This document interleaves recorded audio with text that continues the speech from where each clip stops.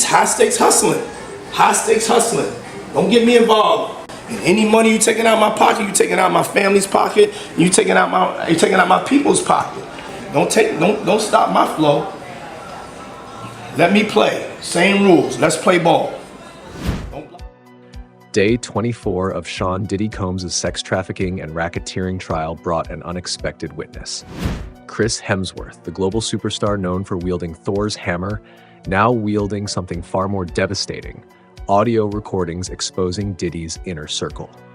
These tapes, filled with private confessions and clandestine conversations, have turned a high-profile trial into a cultural flashpoint, raising questions about power, secrecy, and betrayal in the entertainment world.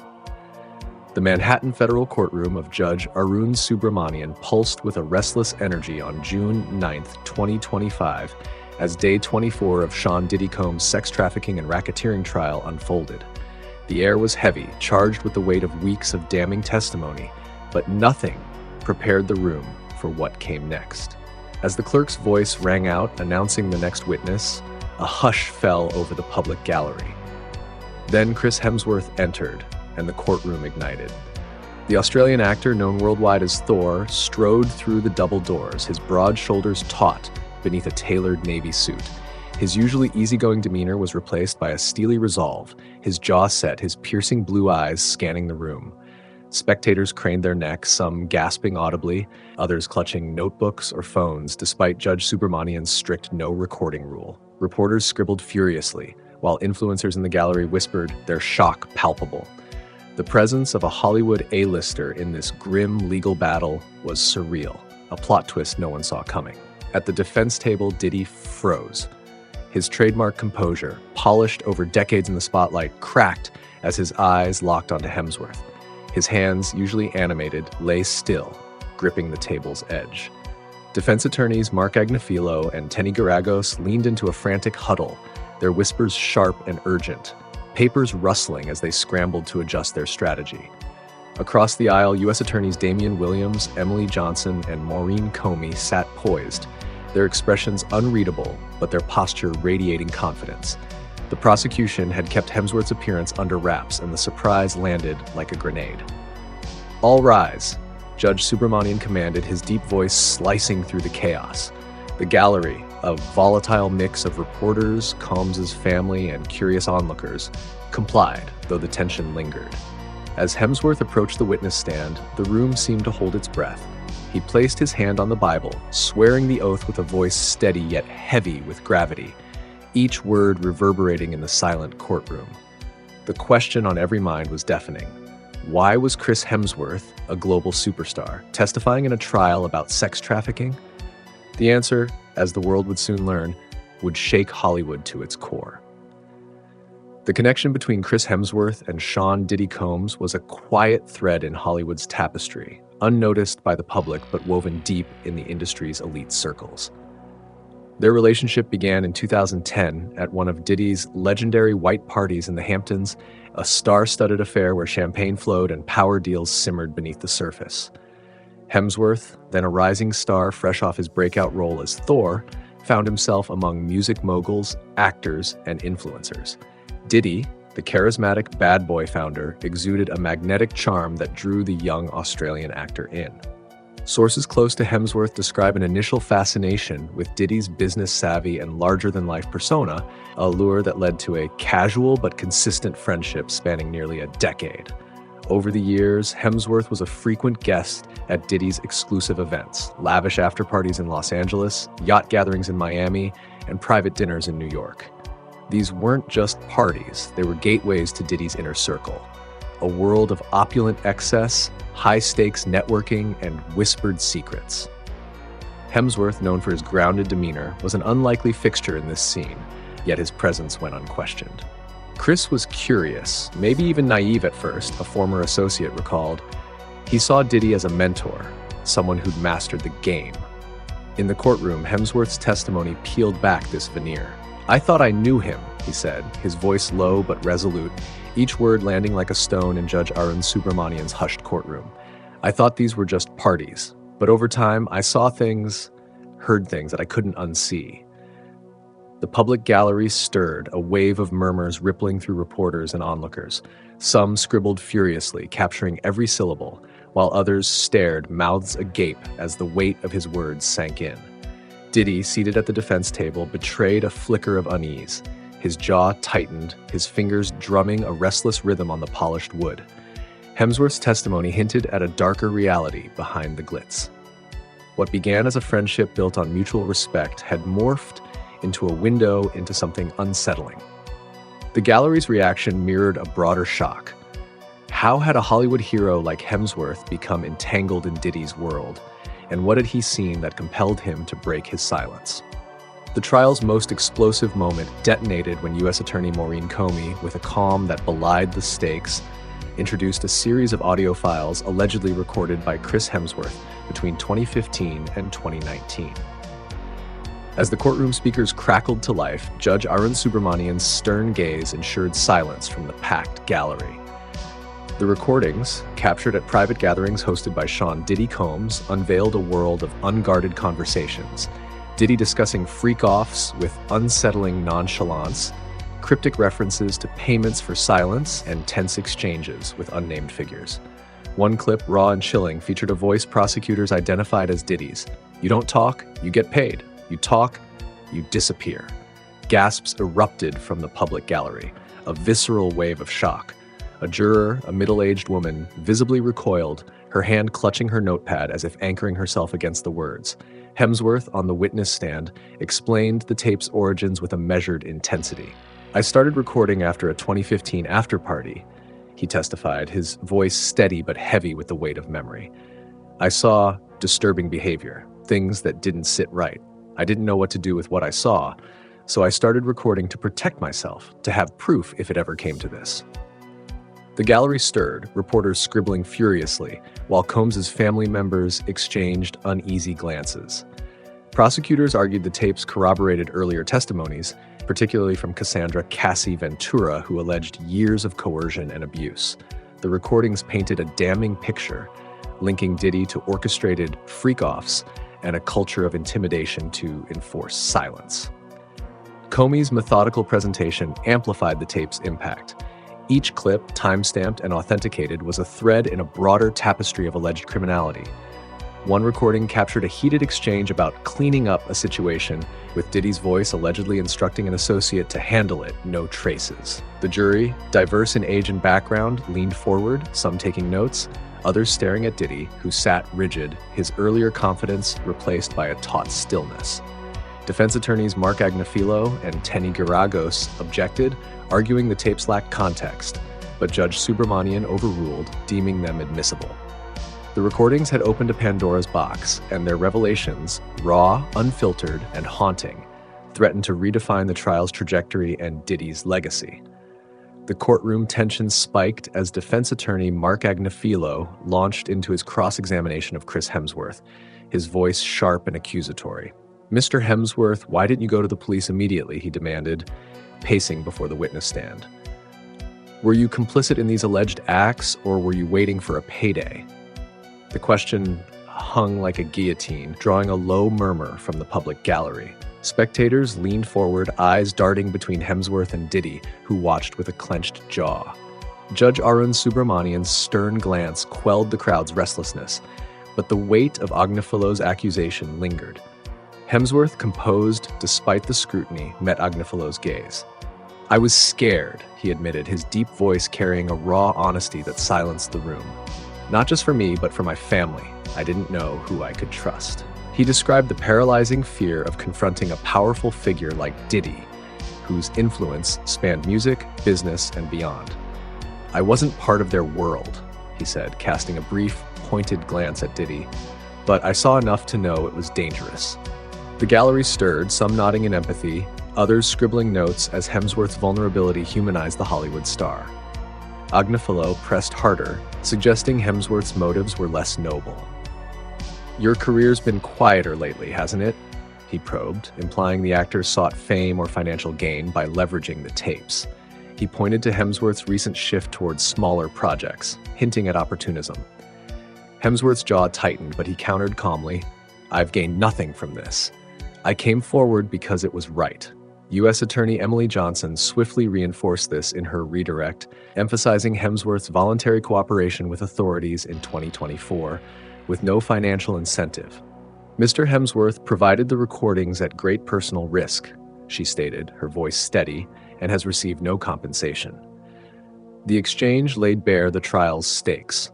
Hemsworth testified that he kept the recordings private initially, uncertain of their legal weight or how to proceed without endangering himself or his loved ones. "I recorded to protect myself," he said, "to have proof if it ever came to this." The jury, attentive and diverse, seemed to weigh his words carefully, some jotting notes, others studying Diddy's impassive face. As Agnifilo sat, the question of Hem, for his courage or his delay, remained a lightning rod, fueling whispers in the gallery and beyond. The question of why Chris Hemsworth waited nearly a decade to reveal his explosive recordings dominated the courtroom narrative. On the witness stand, Hemsworth addressed the delay with raw candor. The 2024 release of that hotel surveillance footage showing Diddy assaulting Cassie Ventura, "It was a wake-up call," he testified, his voice cracking with emotion. "I couldn't stay silent anymore." He explained that the visceral impact of the video, which showed Diddy's violent behavior, shattered his hesitation. In late 2024, Hemsworth contacted federal authorities via an encrypted channel, delivering the audio files that now threaten to upend Diddy's trial. The public gallery buzzed with mixed reactions, reflecting a broader divide captured on social media. "Hemsworth's a hero for this," one ex-post declared, garnering thousands of likes, while another user scoffed, "Why sit on evidence for years? Convenient timing." The skepticism stemmed from Hemsworth's prolonged silence, with some speculating he feared career backlash or lacked trust in the system. Others praised his courage, noting the personal risk of challenging a figure as powerful as Diddy. In court, Judge Arun Subramanian maintained order as whispers of traitor and courage rippled through the gallery. The tension underscored the trial's polarizing nature, with spectators, reporters, fans, and Combs' family grappling with Hemsworth's motives. Prosecutors, led by Damian Williams, bolstered Hemsworth's credibility, emphasizing his proactive outreach to authorities without promise of reward. Defense attorney Mark Agnifilo, however, seized on the delay, suggesting Hemsworth's timing was opportunistic, time to reignite his fading spotlight. Hemsworth's steady gaze and measured responses countered the insinuation, but the question lingered, fueling debates in the courtroom and beyond. The revelation's timing, tied to the 2024 video, had transformed Hemsworth from bystander to pivotal witness, amplifying the trial's stakes and public scrutiny.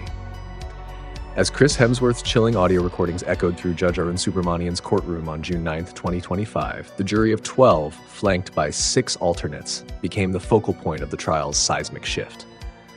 The diverse panel, spanning ages, backgrounds, and professions, sat riveted, their faces a mosaic of shock, focus, and unease. A middle-aged woman, her glasses perched low, scribbled notes with furious intensity, her pen scratching audibly in the tense silence. A younger man, seated near the front, fixed a piercing stare on Sean "Diddy" Combs, his eyes narrowed as if trying to reconcile the mogul's polished exterior with the tape's damning contents. The recordings, detailing freak-offs and veiled threats, seemed to crystallize the prosecution's narrative of a criminal enterprise built on coercion and control. U.S. Attorney Emily Johnson, her voice steady and commanding, framed the tapes as irrefutable evidence. "These recordings show a pattern of manipulation and intimidation," she declared, her words directed at the jury but resonating with the packed gallery. Judge Subramanian, ever vigilant, overruled defense objections from Mark Agnifilo and Tenny Garagos, who argued the tapes were out of context and inflammatory. Subramanian deemed them admissible, citing their direct relevance, but issued a stern warning against speculative leaps, his authoritative tone quelling the defense's protests. Diddy's demeanor, once marked by a charismatic confidence, shifted starkly during the playback. His hands, usually animated, rested motionless on the defense table, his body rigid with a tense stillness that betrayed his unease. Agnifilo's counterargument, that the tapes captured isolated, misinterpreted moments, struggled to gain traction. The jury's body language told a different story. A retiree's furrowed brow, a young woman's clenched fist, and subtle glances exchanged among jurors suggested the recordings had struck a nerve. The jurors looked shaken, a courtroom observer whispered to a reporter. You could feel the mood shift, like the air got heavier.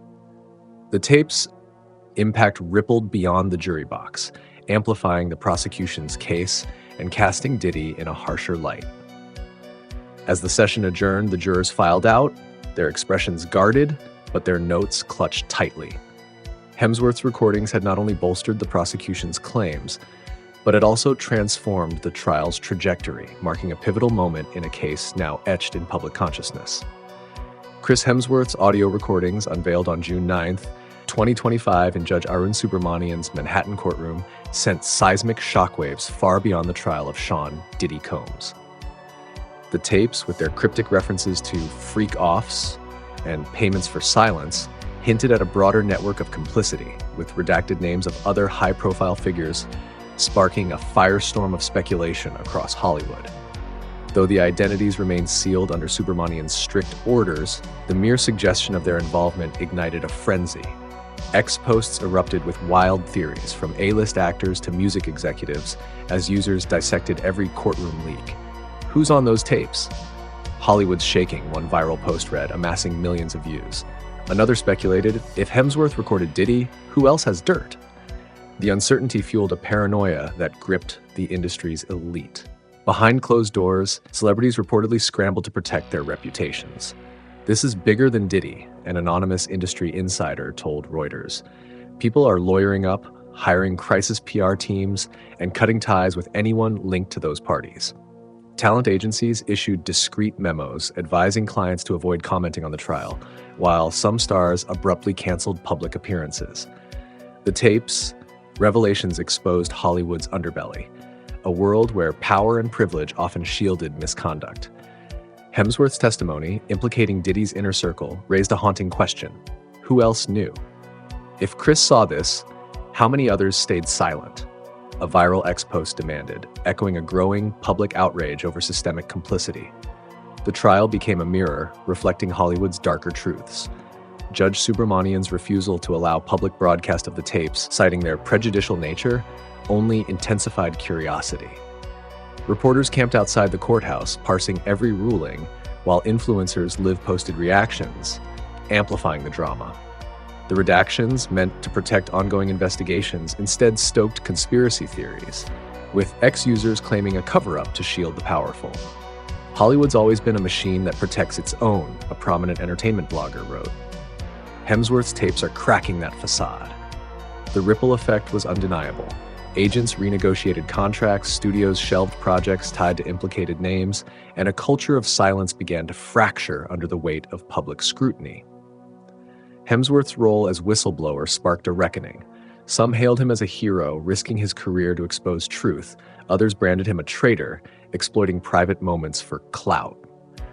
The trial's fallout transcended Diddy and saw becoming a cultural flashpoint about accountability in an industry long insulated by wealth and influence. As Subramanian's gavel fell, the tape's echoes reverberated, threatening to unravel not just one man's empire, but an entire system's unspoken rules. At the defense table, Mark Agnifilo and Tenny Geragos waged a fierce counteroffensive, determined to blunt the impact of Hemsworth's devastating testimony. Agnifilo, his tone sharp and theatrical, portrayed Hemsworth as an opportunist, exploiting Diddy's fame for personal gain. These are cherry-picked snippets, not evidence, Geragos argued, her voice steady but forceful, cutting through the courtroom's tension. She painted the recordings as capturing consensual, if unconventional, behavior among adults, framing Diddy's world as one of high-flying excess, not criminality. Mr. Hemsworth betrayed a friend's trust, she declared, her words aimed at the jury but resonating with Diddy's supporters in the gallery. He recorded private moments to weaponize them years later. Diddy himself maintained a stoic front, his face a mask of composure despite the tape's damning contents. He occasionally leaned toward Agnifilo, whispering notes, but avoided eye contact with Hemsworth, who sat resolute on the witness stand.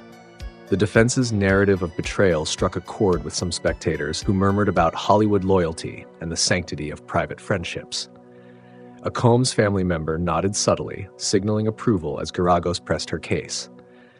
Yet, the jury, 12 diverse individuals plus 6 alternates, remained inscrutable, their attention fixed on the legal sparring. Agnifilo challenged the tape's authenticity, demanding a forensic analysis to verify their integrity. "We don't know if these were edited, manipulated, or even real," he argued, his skepticism prompting a juror to jot notes. Prosecutors, led by Damian Williams, countered with expert testimony from an audio forensic specialist, who confirmed the recording's unaltered state. U.S. Attorney Maurene Comey methodically presented metadata, including timestamps and device details, tying the files to Hemsworth's possession. The prosecution's airtight preparation frustrated the defense, but Agnifilo persisted, suggesting Hemsworth's delay in coming forward undermined his credibility. The trial of Sean "Diddy" Combs, amplified by Chris Hemsworth's explosive testimony on June 9, 2025, has transcended the courtroom, igniting a cultural firestorm about power and accountability in the entertainment industry. Hemsworth's audio recordings, paired with earlier accounts from Cassandra Cassie Ventura and other accusers, have recast the case as more than a legal battle against one man. It's a referendum on a system that has long shielded abuse. This isn't just about one man, U.S. Attorney Maurene Comey declared in her closing arguments, her voice resolute in Judge Arun Subramanian's packed courtroom. It's about a culture that enables silence, that protects the powerful at the expense of the vulnerable. The public's reaction, spilling across X, reflects this seismic shift. Posts praising Hemsworth as a whistleblower, Chris risked it all to expose the truth, clash with skeptical voices decrying his decade-long silence. Too little, too late. Where was he when Cassie needed him? The divide mirrors a broader reckoning, with fans, activists, and industry insiders grappling with the trial's implications. Overflow rooms at the Manhattan courthouse, filled with reporters and curious onlookers, hum with debate, while media outlets churn out relentless coverage, dissecting every revelation. Subramanian's courtroom, with its stern decorum, has become a stage for a long-overdue confrontation with Hollywood's darker truths. The trial's cultural weight extends beyond Diddy's fate, spotlighting systemic issues of complicity and coercion. Hemsworth's tapes, hinting at other high-profile figures, have fueled demands for accountability across the industry. If Chris knew, who else did? One X post asked, amassing thousands of shares. The question resonates, challenging the entertainment world's unspoken code of loyalty that often buries misconduct. Activists on social media draw parallels to past movements like Me Too, framing the trial as a new chapter in dismantling predatory power structures. Judge Subramanian's measured rulings ensuring focus on evidence have done little to quell public fervor, with every development amplifying calls for change. The case has become a mirror, forcing Hollywood and its audience to confront a culture where wealth and influence have too often silenced victims, making Hemsworth's testimony a catalyst for a reckoning that promises to reshape the industry's moral landscape. As day 24 concluded, Judge Arun Subramanian adjourned the court for the day, his gavel striking with finality, echoing through a courtroom still thick with tension. The air was electric, buzzing with the shockwaves from Chris Hemsworth's explosive testimony. In under an hour on the stand, Hemsworth had shifted the axis of the trial. No longer was this just about Diddy and the charges against him. It had become a story of power, influence, and buried secrets crawling into the light. Hemsworth's tapes, now authenticated and under meticulous legal scrutiny, paint Diddy as both an architect and a casualty of a deeply layered web of celebrity, control, and alleged criminality. The recordings capture more than words. They reveal tones, threats, silences. For the jury, those nuances may prove as damning as the content itself. Under heavy U.S. Marshals protection, Hemsworth exited the courthouse with a stoic expression, flanked by federal agents and shielded from flashing cameras. Diddy, in contrast, was escorted out moments later, glancing toward his family in the gallery. He offered a defiant thumbs up, part symbol of resilience, part performance. The public gallery, a volatile mix of supporters, skeptics, and industry observers, erupted in divided reaction. Cheers clashed with gasps and boos, echoing the polarized world outside. Whispers of encrypted files, sealed settlements, and nervous studio executives began to circulate by evening. Hollywood, once complicit in its silence, now finds itself perched on the edge of a reckoning. With more witnesses lined up and additional tapes rumored to exist, the trial is evolving into a cultural earthquake with unpredictable aftershocks. In the days ahead, the court must decide, will this be a path to justice or a descent into betrayal? One thing is certain, there is no turning back.